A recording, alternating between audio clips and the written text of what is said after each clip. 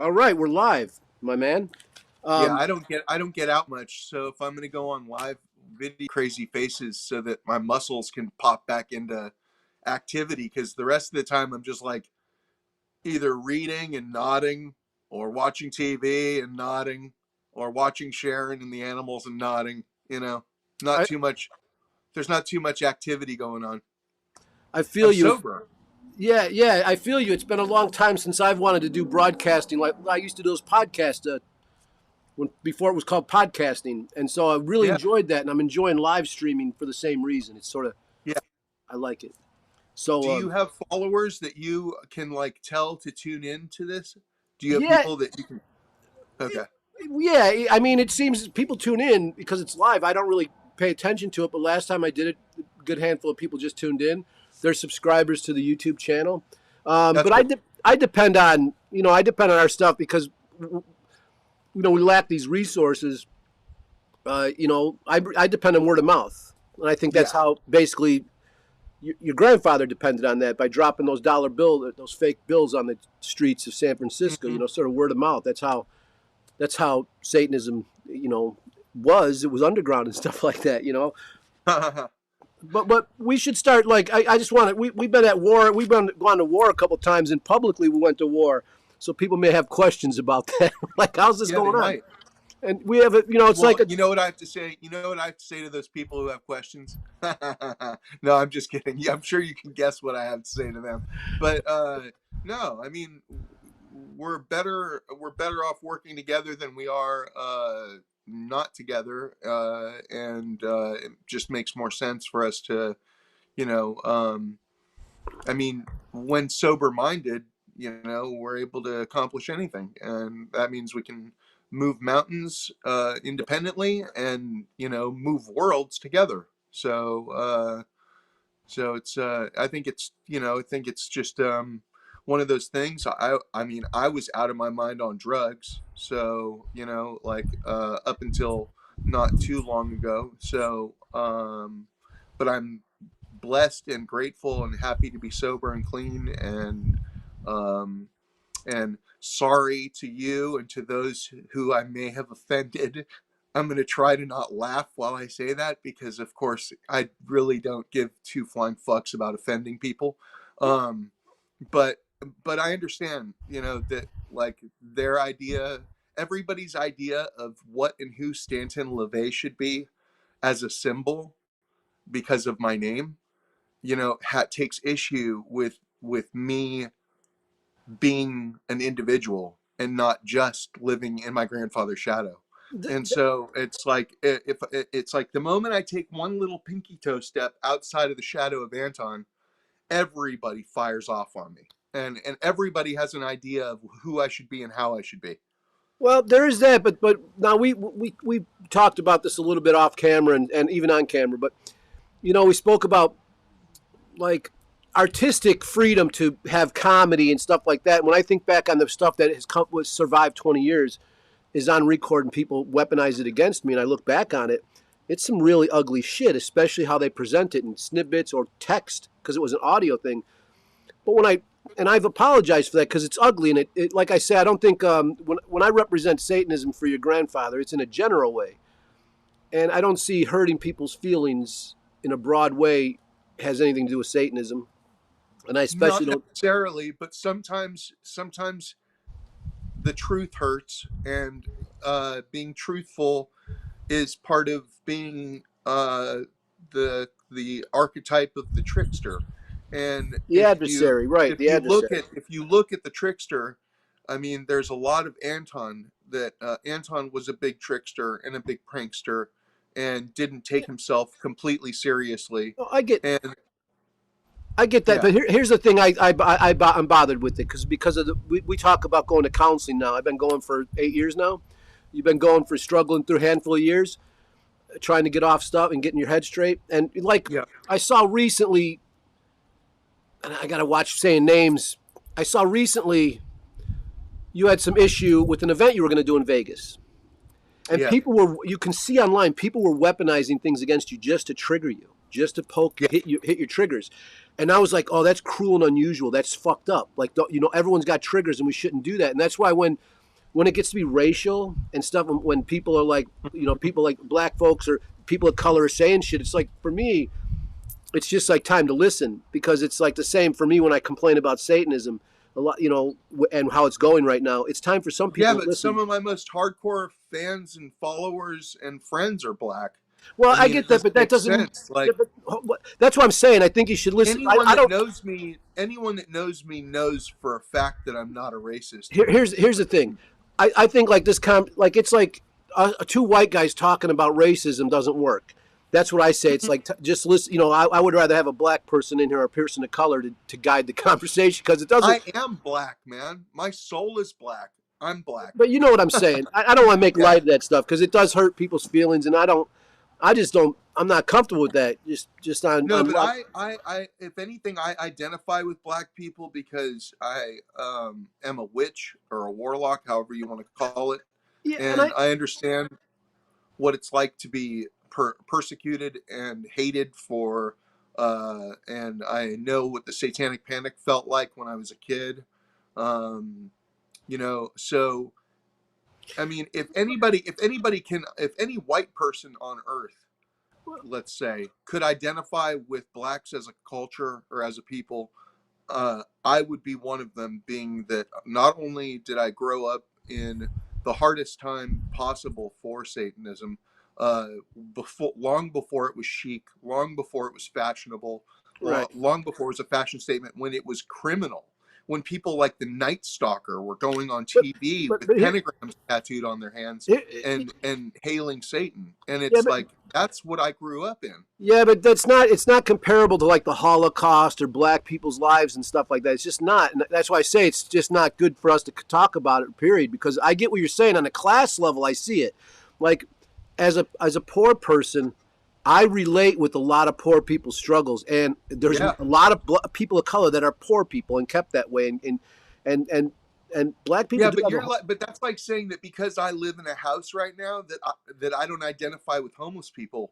I've been homeless, so I know what it's like. No, not no. It's a definite thing where people are held have a disadvantage because of things they can't change, like the color of their skin. You can't change that. There's no helping that. This is who they are, and they don't want to be held back because of what they look like. I have black friends who would completely disagree, and who have made but that's why huge successes out of their life, and who have transcended any type of racial, stereotyping. Hey, Stanton, how do you feel when Christians talk about Satanism? One of my best black friends lives in Japan and teaches English. I get that, dude. Okay. But that's and the guy's like, as black as it gets. Right, bro. But that's an argument from the '90s. I'm just telling you, like, you got to get up on the thing and sort of listen to what people are saying, because they have something that has clicked with me, and it's not because I'm. Wait, hold on. You cut me off. You cut me off. Hold on. I've listened to what's been said, because I've said some things that are harsh, and I started to defend it. Like in 2015, I was defending myself, similar to what you're doing.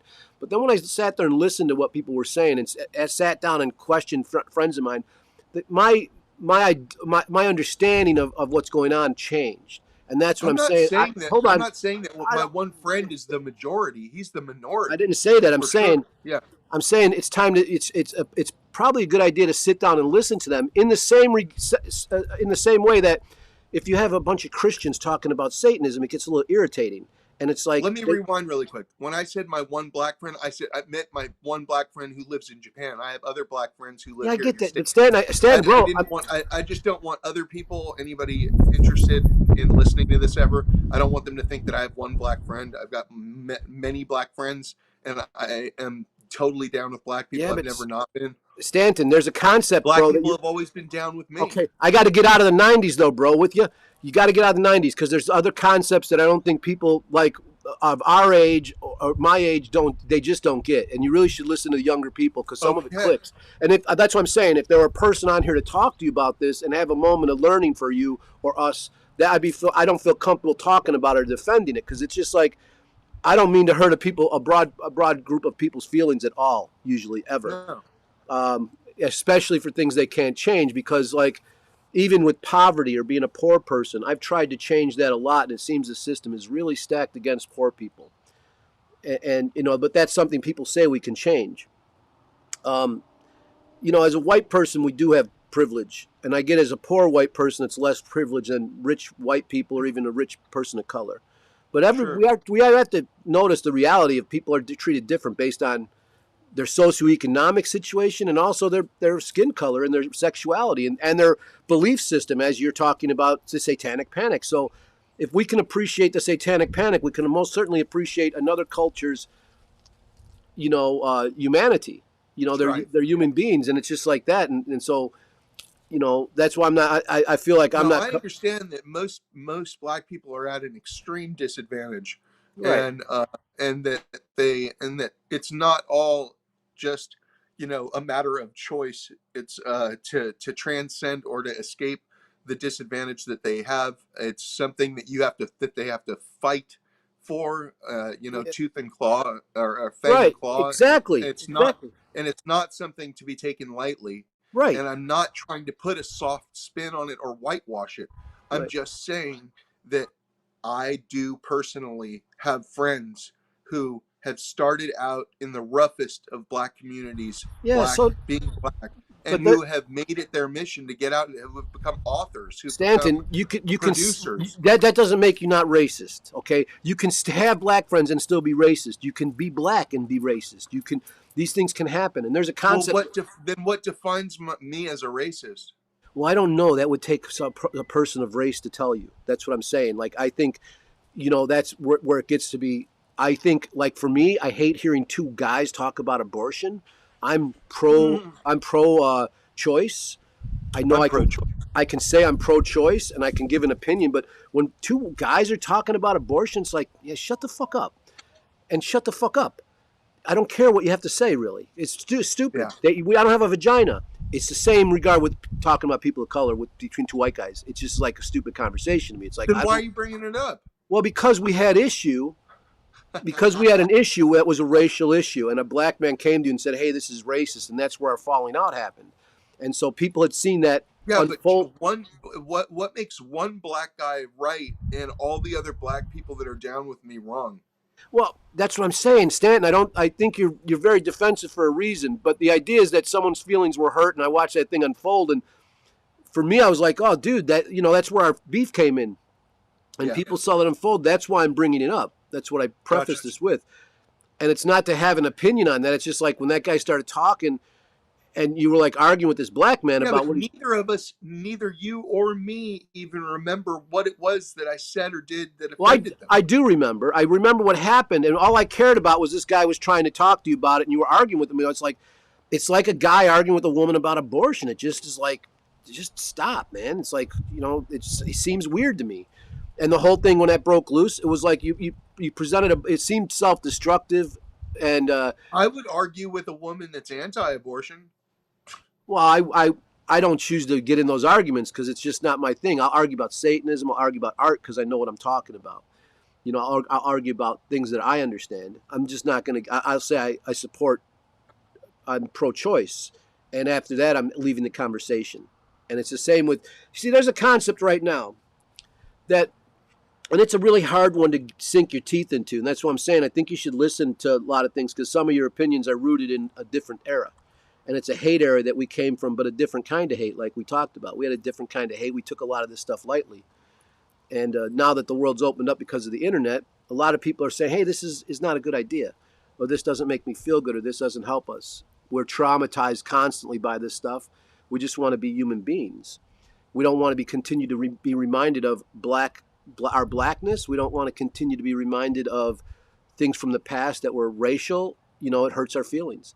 And that's why I relate with that, especially going to mental health care and having people hurt my feelings, trigger me out, and cause problems for me based on fucked up things, that I can't change. And so I just, I don't want to, if I'm going to hurt someone, I want to know them. I want it to be individual, and I want to destroy them. I'm not looking to sit there and just not give a fuck about what's going on. As a communicator and a person who's communicates for working class people, I pay attention to that vibe. I listen to the fry cooks. I listen to all that shit. And so it's like, I've listened to this concept a lot. Here's one I'm going to tell you, though. This is one that freaked me out when a counselor said it. He's like, and I'm like, what in the fuck? And he's a black man. And he's like, I didn't get it. It bothered him, too, because every man is sexist because they're on the top. They're the apex or the top of the food chain. And every white person is racist because they're on the top, because there is they're privileged. Yeah, because there's not it's not even, or there's not it's not even keel. So when they tell me this concept, I'm like, what? And it's still hard for me to eat. I can't even explain it, like my counselor could. But it was like, like I said, it's just time for me to step back and listen to it. And when I have listened to younger people about these concepts, I feel for them. It's like, and I can only relate to it on being a poor person. And how I just want the same opportunities as other people, and I can't have them only because I'm a poor person. I can compete with them intellectually. I can compete with them as far as my work ethic, my creative output. I mean, if a black person walking up to you fast that you don't know, some guy you don't know, is like walking up to you super fast, versus if some white person is walking up to you super fast, and if your gut reaction is different from one to the other, if your gut reaction is, oh, this white person must be coming up to me, they must be in an emergency, and your gut reaction is, oh my God, this black person's coming up to me, they must be coming to rob me, then yeah, I guess that would equate to technically racism, because it's stereotyping. Yeah, but that's what I'm saying. Right? Like, I don't know. Like, that's what I'm saying. It sounds like it to me. Where's the line drawn? I don't know. That's what I'm saying, dude. I'm not the guy to talk to about it. You need a black person or a person of color to school you. That's what I'm saying. This conversation doesn't work between us because it just doesn't work. Because we can't relate with that pain. I can relate with satanic panic. I can relate with being a poor person and being treated poorly because of that. I can relate with being overweight and being treated poorly because of that. Yeah. And when I learn about weight gain and all this, it's all signs of trauma. So I can also see rich people who are taller and physically fit. They can square people up and say, oh, that's a poor person based on how they look, how they slump, and they know right away to take advantage of it. We become food. And that makes me, I think that has a lot of people gravitate towards Satanism because they want something to make them fear us. That's why a lot of poor people are attracted to Satanism. Not that they're all, but my experience over 25 years has been a lot of working class people are Satanists. Yeah. I'm not saying that people at NASA are not Satanists. They are as well. It's a pretty broad group, but a lot of people, there's a good chunk of us that are like, fear us, fear me, get away from me, because we've been hurt so much. And so I relate with that. I was abused. We relate with, oh, dude, it's a surprise we're alive. Yeah. I know some of your stories, and I can imagine, I have an impeccable imagination. I can't imagine the shit you haven't told me. So because of that, I relate with humanity's pain. And if a culture comes and says, that hurts my feelings, I'm going to back off most likely, in a broad stroke. Especially, now not always, but especially if it's something they can't change. If it's a political party, a religious group, I'm not sure I'm going to take too much concern for that. Take it too personally. No, yeah, but if it's like we're going to make, like I put out, and people say trigger warning, and I get that now because I'm triggered. But I'll say that trigger warning now. But I put out the rape issue. You know what I'm saying? And so I republished it, and I'm just saying like that those things are heavy subjects, and when people come to me and say, hey, that triggers me out, I respect that. That's why I said trigger warning. Even though, dude, 25 years ago when we were doing our shit in the 90s, I would have called someone a punk for that. Like, dude, why? Totally, they were a total bitch. Yeah, and it's like, that's pussy shit. Yeah, people would put adults only stickers on books, and I'm like, fuck you. Like, I had a big problem with Last Gasp because he made me cover up a dick on a cartoon comic book cover with a sticker. And I was like, this is so offensive. Of course it's an adult book, bro. It has a big dick on the cover. Why would I have to put adults only on here, bro? Like, it doesn't make fucking sense to me. You can see it from a mile away. The rape issue is obviously a fucking adult book, bro. But they all wanted stickers on it. I would never do that. And it's the same. Like I dug my heels in and was like free speech, but there just is we're in a different moment. Like we're broadcasting, so it's just all different. And I try to go with the times a bit and not dig my heels in like I did Are before. you trying to subliminally tell me that I need to put a parental advisory sticker on my upcoming book? What, the sex book, Anton LaVey sex book? Yeah. I love Yeah. this motherfucking carny motherfucker. Got to sneak the plug in. Got to sneak the plug in. You got my book now, right? Got that? I'm going to be in Georgia this weekend. You know, I love it, dude. I love it. I'm selling these necklaces, by the way. Stanton selling Yeah. things. I'm selling things. Here we go. Yep. No, yeah, exactly. No, I'm not saying that. I'm saying that the idea that where we're at now, I just respect people's feelings to a degree. I'm not gonna lose myself. And like you say, now you want to have this conversation. I say we bring a person of color on here. You have the conversation with them, Yeah. and that would be Let's great. do it. Yeah, that I would love to hear, and I would love to be there and help out with that. We'll do the stream and we'll do Yeah. that. But that's why I'm saying, like, if we were talking about abortion, I'd be like, I wouldn't want a woman here. I don't want to be just two white guys. It's silly, to It me. sounds like we have the makings of a show right now. Well, Just we do. finding a cool black person that will lay down exactly what their views on racism are and how and where the line is drawn. Bring on some radical chick that will talk about Right. abortion, We do lay have it on the line. right. That's what we're We've working got the on. makings of something good here. Oh, yeah. We do, and we have a whole history of this kind of stuff. We're professional entertainers and publishers and artists. That's what, for me, Satanism is an art movement. And everyone in the old days. I'm all about the controversy, man. Controversial stuff is like that's Yeah, and that's the other thing. Like sometimes I will, put something out or I'll say something or do something that is considered over the top controversial. Yeah. And I might lose a couple people that way. Shit, I might lose a few thousand people that way, but I still have a grasp on what I'm doing. Well, I know what I'm doing enough that people who get it don't fall off and stick with me. Oh, brother, I do the And same. I do. I get you. I do the same thing. You know this. I do the same. I wouldn't mind getting bigger than my britches, but I'm only going to be big as I can handle being. Well, here's the thing. I get what you're saying about shocking stuff, and as artists, that's mandatory. Like, I understand it, but I think it's also mandatory to understand what you're going after, and that's why I say it's time to listen to people of color, black folks, women, and their issues, and really understand them if you want to attack them. And I think a lot of people that are doing things, they don't get it. The only person I've seen so far that really gets what they're doing, I'm like blown away by it, is Kanye West. What he's doing now, he understands it on such a heavy level, and he's really, and I know you see online, he's just being ignorant, but he's going for the presidency, and he's really hammering issues within his community that has always been the elephant in the room. The reason Bernie Sanders did not get the nomination was because a lot of the black community would not support Jewish folks, and that is a residual from Farrakhan and the Nation of Islam. And so Kanye coming out and saying this stuff, and I'm like, oh, he's just brought the elephant he's put it out, and everyone's looking at it.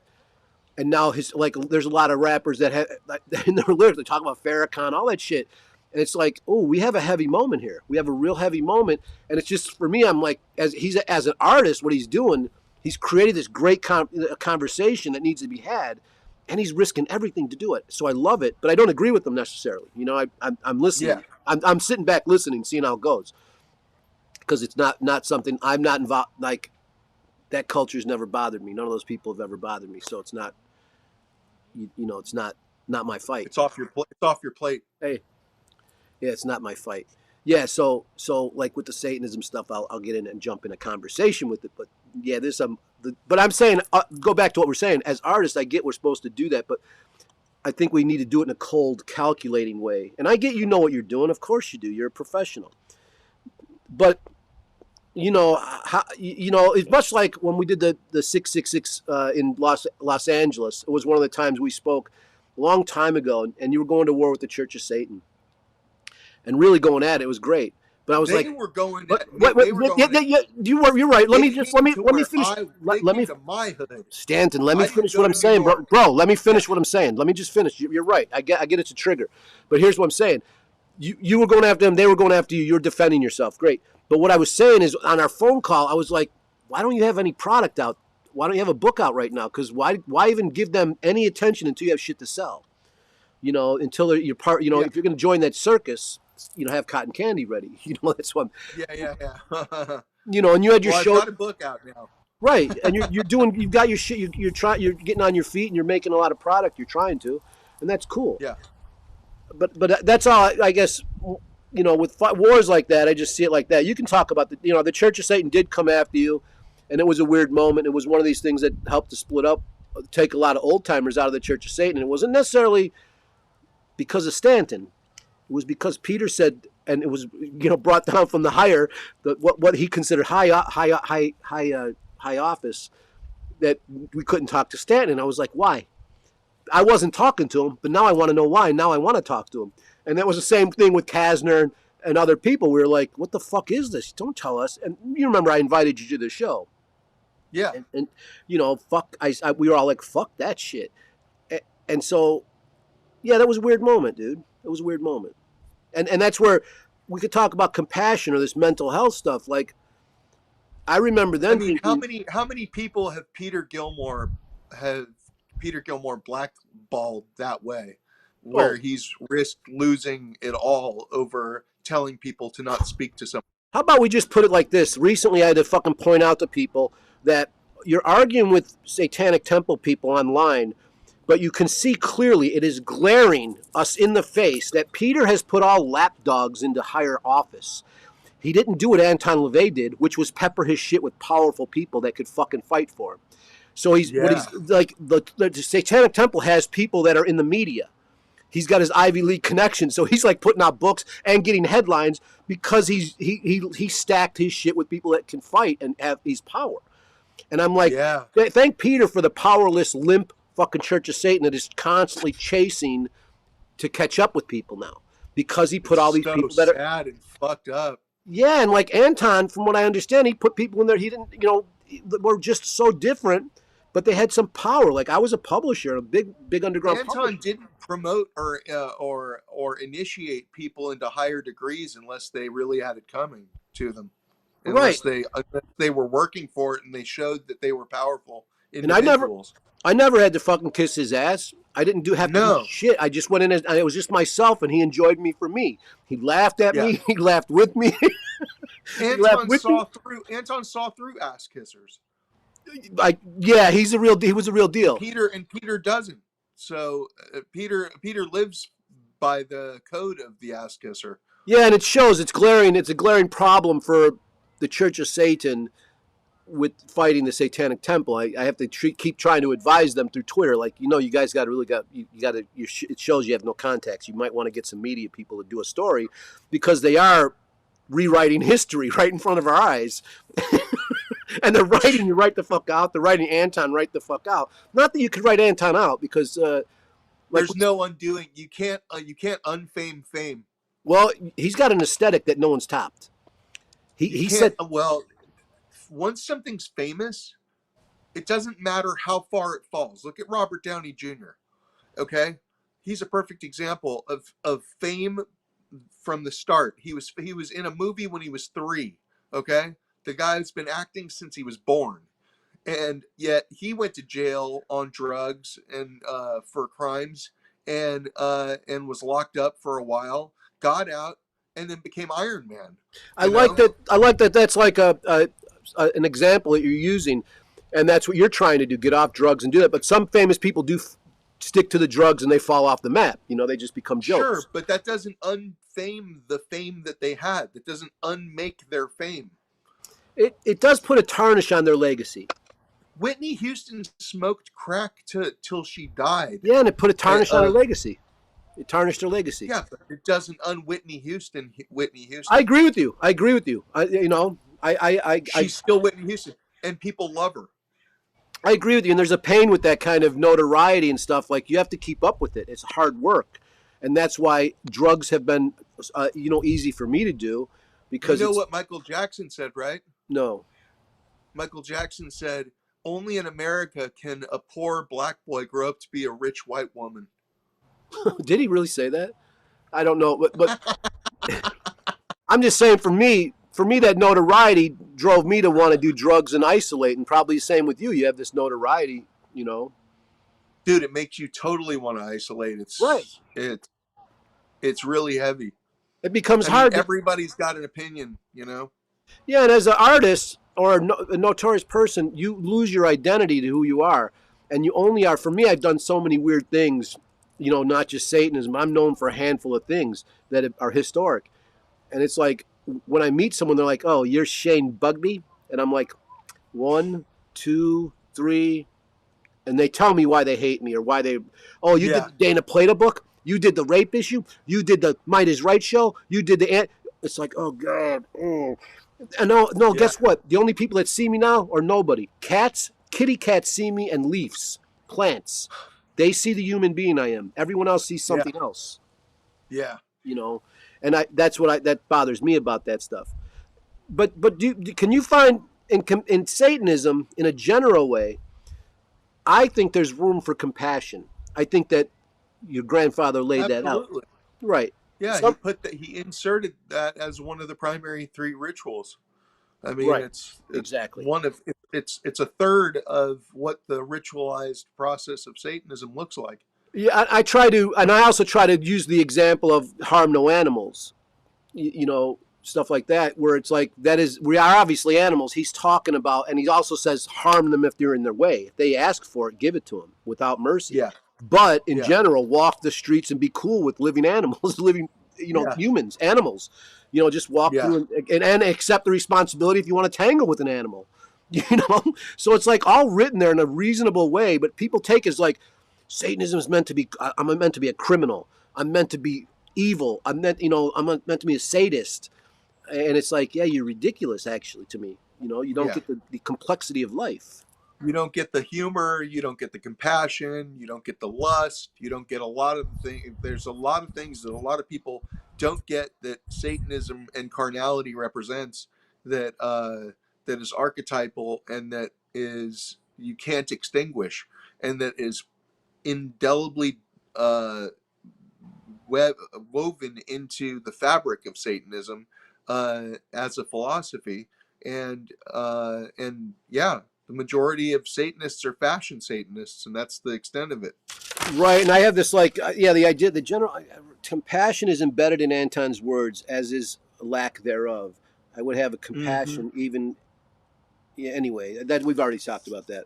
I'm just trying to think. It's I might have said it's something really cool in my notes, but vengeance, lust, and compassion. I'm just looking for these little quotes I write so they could be, like I like the little Twitter quotes. So, when I'm dead, they could put them out there. Maybe, that's why I speak in sound bites. You know how I say vengeance, lust, compassion in that order.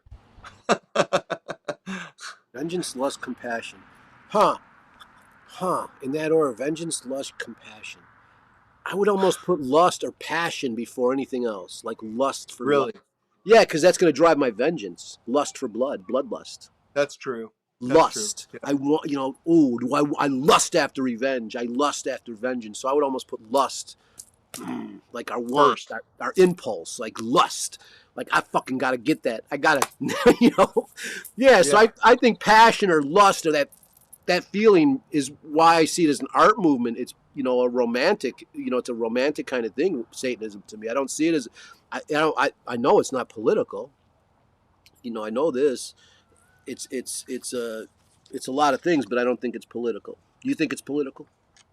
I feel that historically Satan has been more associated with vengefulness than with lust, and that Oh, I'd agree with you there. lust creates an interesting barrier between vengefulness and compassion. Oh, that's nice. That's nice. That's something I'll think about. I'll turn that out when I'm ready. That's a good one though. Yeah, you know, they It's shouldn't. like we fight, we fuck, we we make up. Okay. Well, like you know what? I guess, but there's no real rules, right? We No, flip those. We'd be we flipping get those to things. make those up ourselves. Yeah, They're we get to. statements.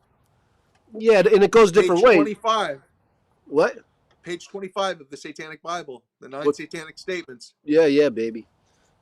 Yeah. Well, for me, you And know. those have been copied by the Satanic Temple and everyone else too. Oh yeah, ridiculously. For me, lust comes first in most of my life. It's probably my Mm. biggest problem. I know this. I'm looking for love in all the wrong places. You know, so it's like that's what drives me. It drives my artwork. It drives my life. Lust, not vengeance. Yeah. But you know what? Someone did. No, I gotta fucking tell you, dude. Honestly, I guess someone says, you know what? Fuck, I'm wrong. Ah, shit. I got to think about other things I've done in interviews. They ask me, why do you do artwork? I immediately say revenge. I Like, know. revenge. Revenge is, It's like revenge first, get the war out of the way, then get it on and have but, an orgy, but and then pray for your friends and those close to you. maybe I have revenge in my heart because there's someone standing in my way of lust, or something triggered me out. I didn't get enough love or lust when I was younger, so I want to take it out. I don't Quite know, possibly. but revenge does come to my I mind. my life was so full of lust from the very beginning.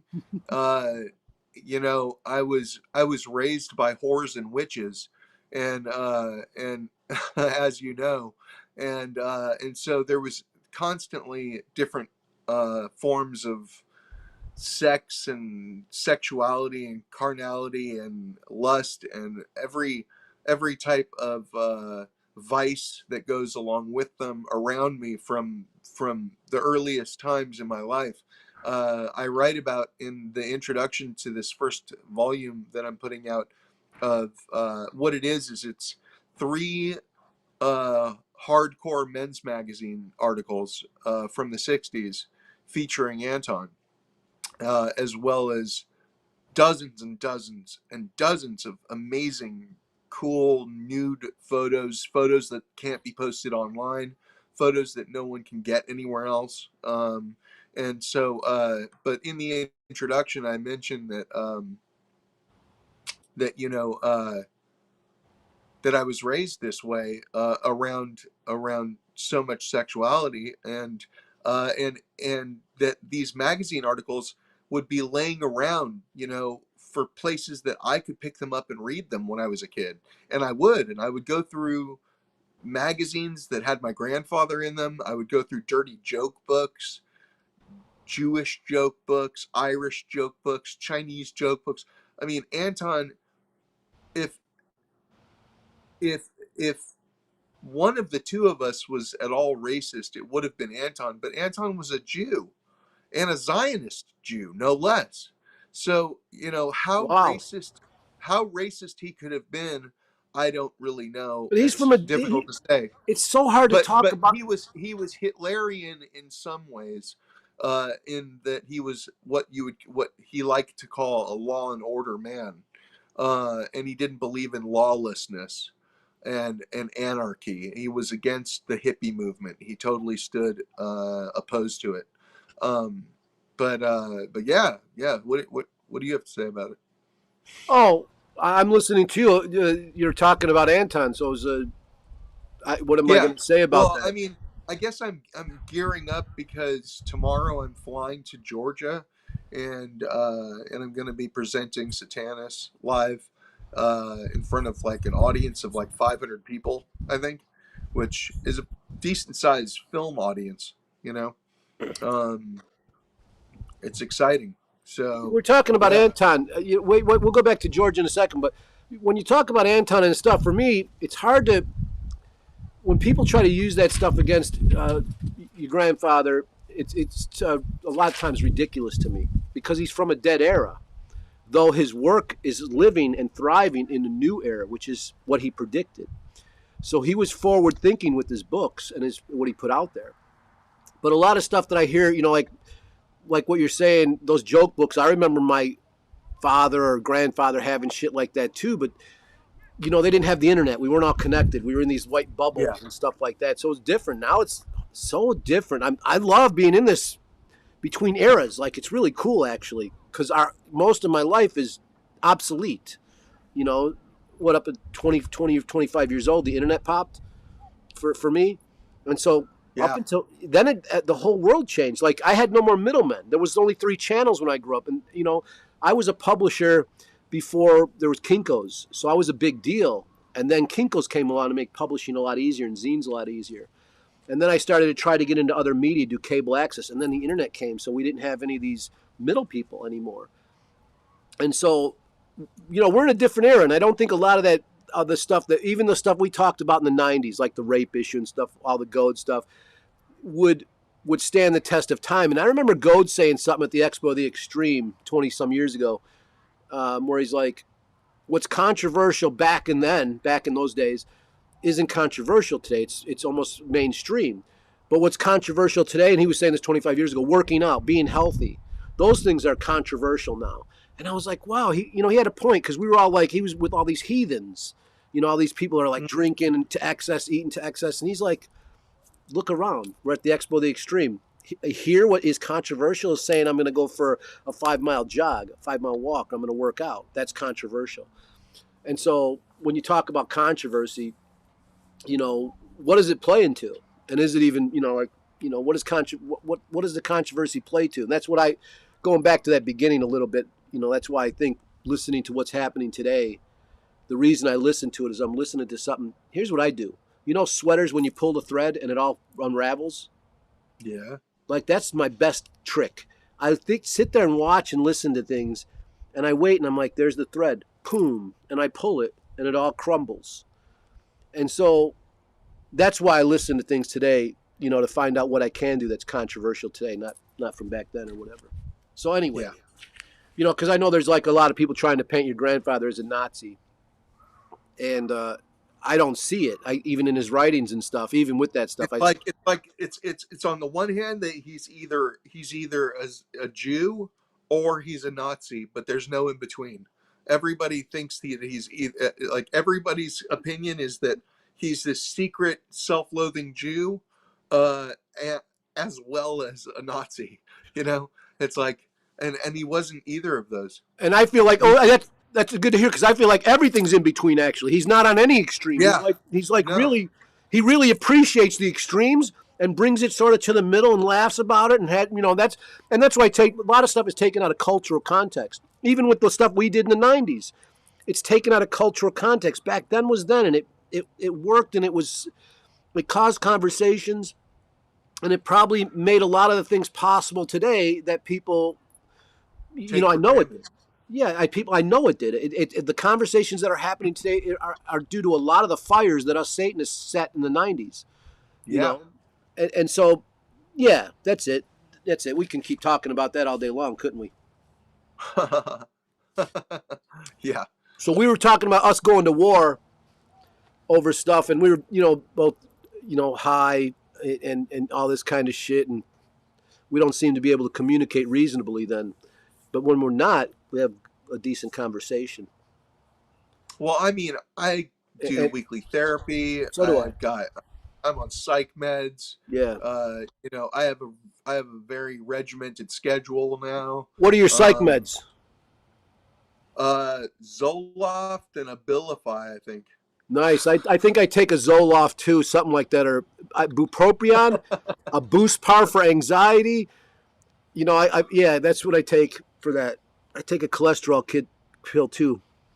That's what I think. Yeah, well, you got to stay alive, man. That's right, baby. It's good you go to counseling and stuff like that. But we came back together because your partner, Sharon, she's like, and your grandmother passed away, and she got a hold of me and said, would you come out and support Stanton? And I said, yeah, I'd do that. And we hadn't talked, and I think the last time we talked, we promised to kill each other. Sounds about right. Yeah, so I went in that situation thinking, I got a knife. I don't know what'll happen. No one wins in a knife fight though, so we're both going down. I'm taking him down with me if it happens. I carry a blade too, man. Yeah, right. Of course you do. Everywhere I go. That's why I said no one wins in a knife fight when neither of us are walking away. No. But it One of worked. us, at least one of us, will have a nice scar face. Yeah. But it worked out. We just, this is where we clicked again, and our conversation started again. It was good to hear you attempting to be sober, and I know that's a lifelong road. What the fuck is that? That was me. Oh, Right. that's a lifelong road. Like I got to wake up like I've said this before. For me, I got to wake up, and sometimes when I go for my walks, think, don't kill anyone. Yeah, man. Don't get high. Because I've got a rage. I was just watching this thing that was describing, children of abuse as would-be serial killers or eventual serial killers, and that it's remarkable that more kids that were abused aren't serial killers than they are. Oh God, when I was younger, people would say that. I got a film somewhere where my mother's saying, we always wondered if he would turn out to be a serial kills. And I'm like, Yeah. what in the fuck is wrong with you people? But I got love somewhere, Yeah. and also PBA, whatever. Forever, however my mind works, I veer away from that shit because I'm looking to hurt a lot of people. And so when I say my artwork, especially my past, now I'm getting older now. That's not the case anymore. We're talking about a youthful past where I just wanted to watch the world burn. And so I thought, well, why would I want to take it out on one person when I could take it out on everyone with this creativity?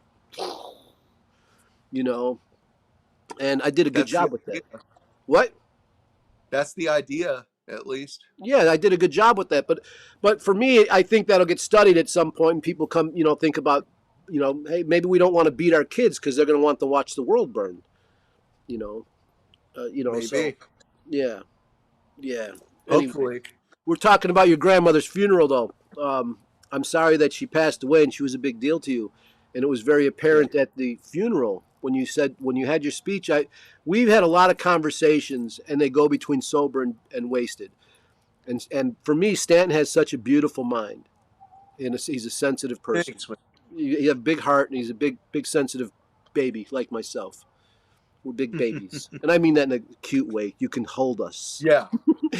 And so I've always tried to encourage Stanton to speak out and say something and do this. And we were trying to do this kind of shit forever, and he just couldn't do it because his grandfather set a high bar, and like you got to be perfect, all this shit. Oh, you muted yourself. I don't know why that happened, Stanton. Are you there? Uh-oh. Well, at the funeral, he spoke, and oops.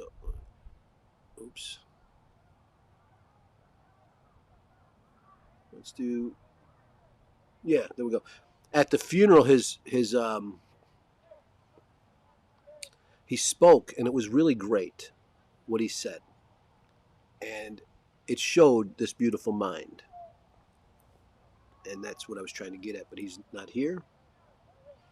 I don't know what happened. I might be signing out in a second. I think this is his creative way.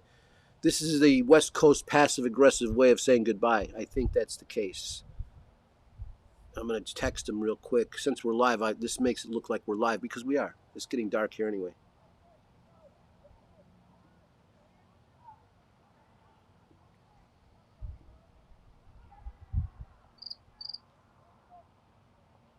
It says you're muted.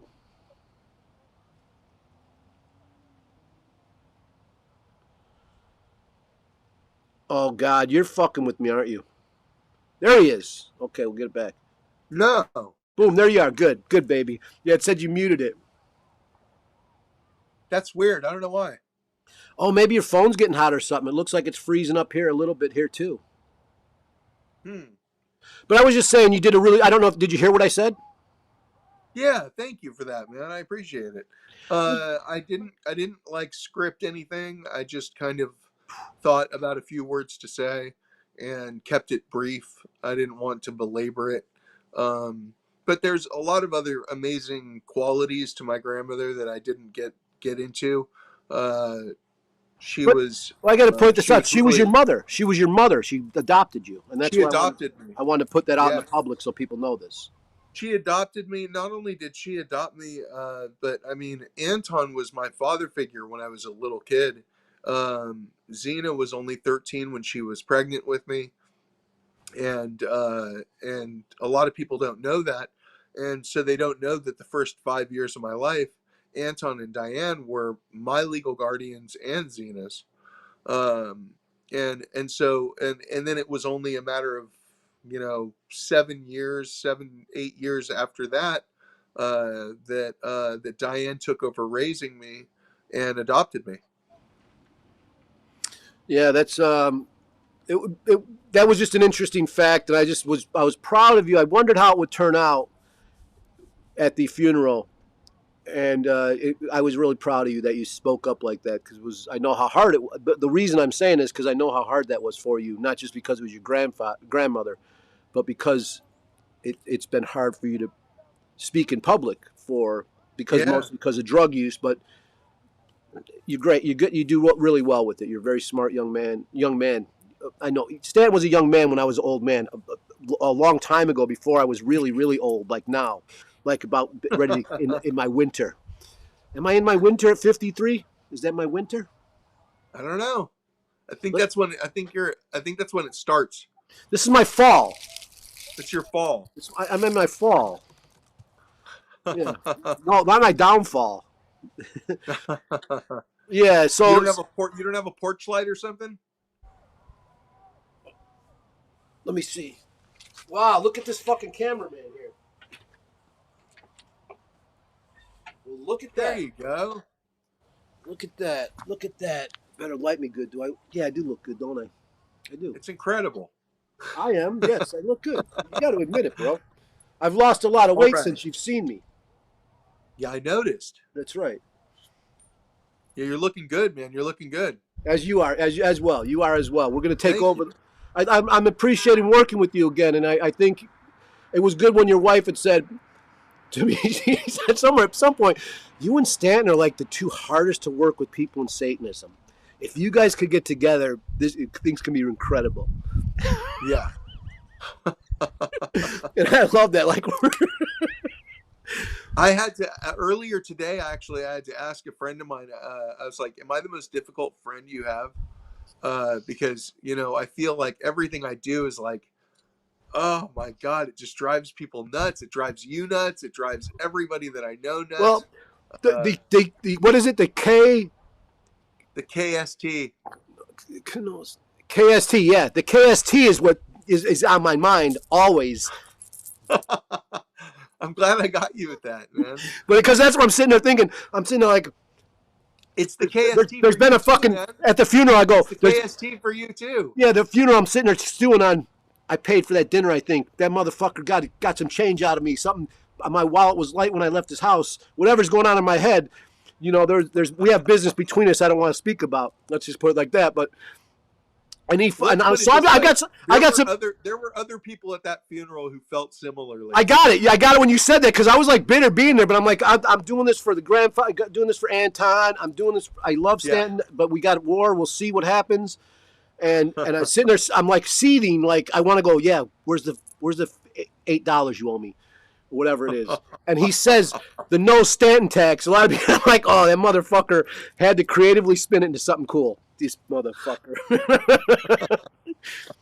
I'm getting a tax rebate though. That's what I'm going to tell you right now. I like that Nikki paid for our dinner because she's a good because person. My grandmother's boyfriend tried to stick me with the bill. Did you catch that? No. He said it was your idea to go to dinner, so are you treating? He was going to pay for it out of my inheritance. Oof, that's you know what? You know that I don't like how you've been treated. And you know when we talked about the June 6, 2006 event, a good group of the old guard did not like how you were treated because it made no sense.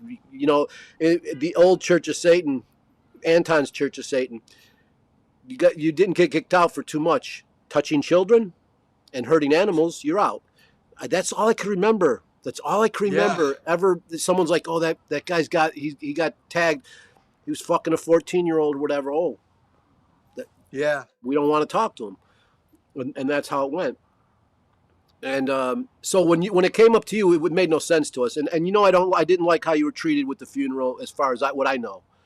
And Yeah. I certainly didn't like to be at dinner and have someone tell me when I said I tried to be couth about it and say, yeah, I liked what Stanton said, but how did you like me? You kidding me? But how did you like me? And that's what I don't want to give you a grief about this, but I was like, you're kidding me. I tried to be cool about this and not say anything negative, and I'm about to, and you know me. But you're asking me to say something fucked up. I'm spinning, and you know me, and I'm being, but because I'm at a funeral, okay? Me and Sharon could both tell that you were just like gritting your teeth, like trying as hard as you could to not fire off on that chick. Oh, dude, at that funeral, I had to try not to gut someone, a couple people. Yeah.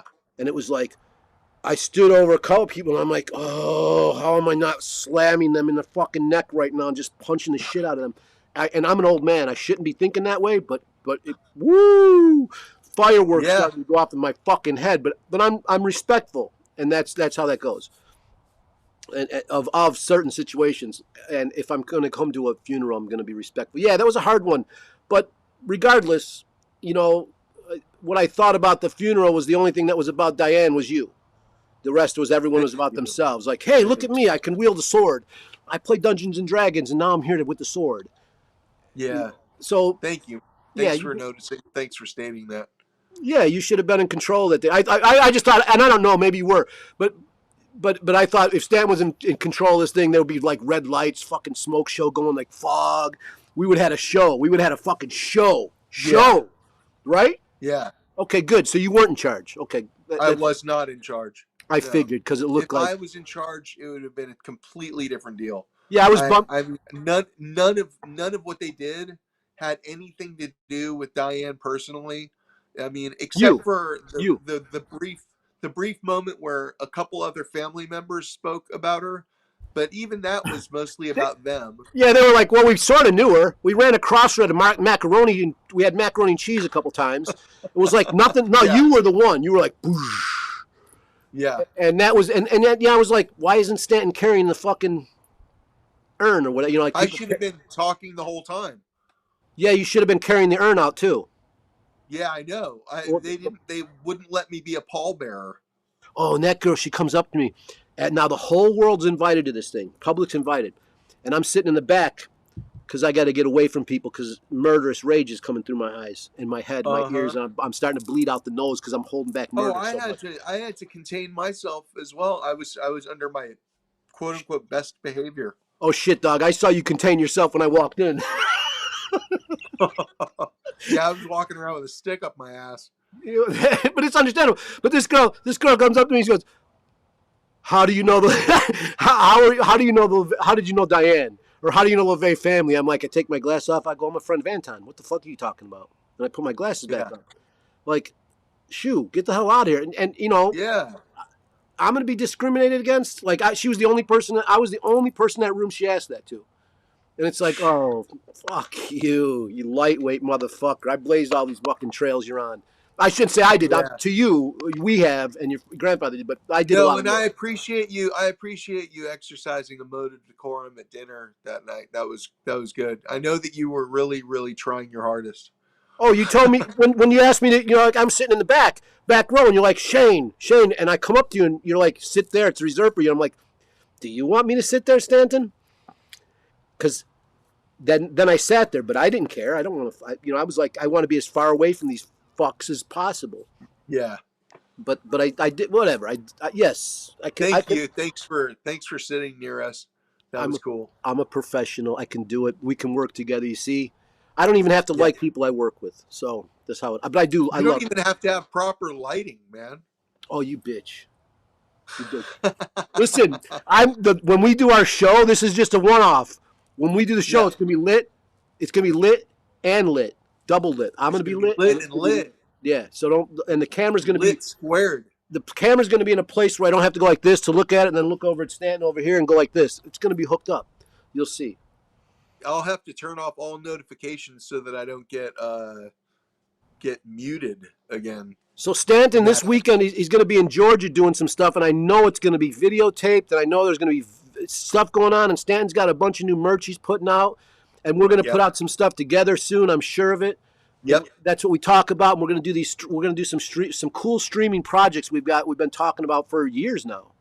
I'll be in Savannah, Georgia all weekend. I'm sorry to hear that. I'm sorry to hear that. Well, while we've been on, I got an email notification that said severe weather conditions may impact my travels. So, who knows? You know how that is. You'll get there. We'll get there.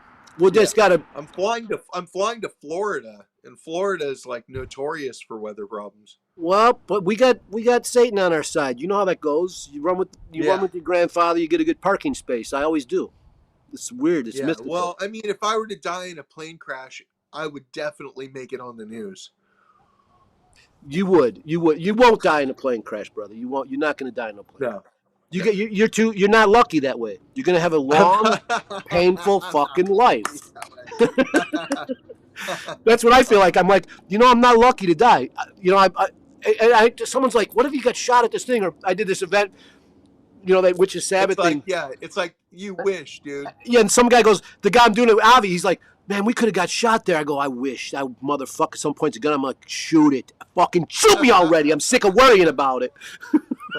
But I don't want to be shot. I do want to live 20 more years, at least. Yeah, at least. Because I'm a masochist, I guess, this life. It is a mess, man. It's a nightmare. All right, hey, Stanton, they find you where? Baphomet X? BaphometX.com. Okay. Yeah.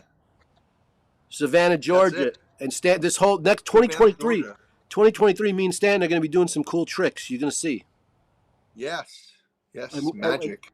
And you're not going to be able to shut these shows down, no matter who you are. No matter who you are. And here's good. And here's the thing else. Y'all should know this now. We're tapping into Anton's contacts. We're tapping into the LaVey network. You fuck with us, you fuck with the bull. You get the horns. Yeah. That's what's happening. So know that next time you make a move to shut down a show, you're getting fucked up. And that's not physical. We're just you're gonna regret it. So that's what I'm saying. Thanks, Shane. We got plans. Yes, all right, baby. We do. I love you, Stanton. We'll say that. Say the last thing. Sign out. Soon. All right. Hail Satan.